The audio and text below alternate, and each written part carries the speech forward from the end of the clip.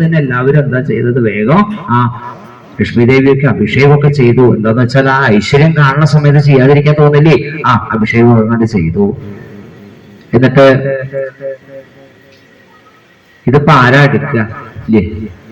അസുരന്മാരൊക്കെ അങ്ങനെ ഒരു കാല് മുന്നോട്ട് വെച്ചിട്ടാണ് നിൽക്കുന്നത്. കിട്ടുകയാണെങ്കിൽ വേഗം ഇങ്ങോട്ട് എടുക്കാന്ന് വിചാരിച്ചിട്ട്. അപ്പൊ ലക്ഷ്മി ദേവി പറഞ്ഞു അവിടെ നിൽക്കട്ടെ, എന്റെ കാര്യം ഞാൻ തന്നെ തീരുമാനിച്ചോളാം തൽക്കാലം ഇല്ലേ, ഞാൻ നോക്കട്ടെ. അങ്ങനെ അവിടുന്ന് അങ്ങനെ നടന്ന് നോക്കി, ഓരോരുത്തരും നോക്കി. അത് ആരാ? അത് മഹാബലിയായി, അത് വേണ്ട, കുറച്ച് പ്രായം കൂടുതലാ ഇല്ലേ. അങ്ങനെ ഓരോരുത്തരെയും നോക്കി. നോക്കുന്ന സമയത്ത് ഓരോ അസുരന്മാരെ മുഖത്തേക്ക് നോക്കുമ്പോൾ എന്തൊരു തേജസ് അല്ലേ! അയ്യോ, ഉണ്ട കണ്ണും ഒക്കെ ആയിട്ടുള്ളത് ഇതൊന്നും ശരിയാവില്ല. അവിടെ നോക്കിയാൽ ആൾക്ക് ഒന്നും കാണുന്നില്ല മര്യാദക്കുള്ള ഒരു സാധനത്തിന്.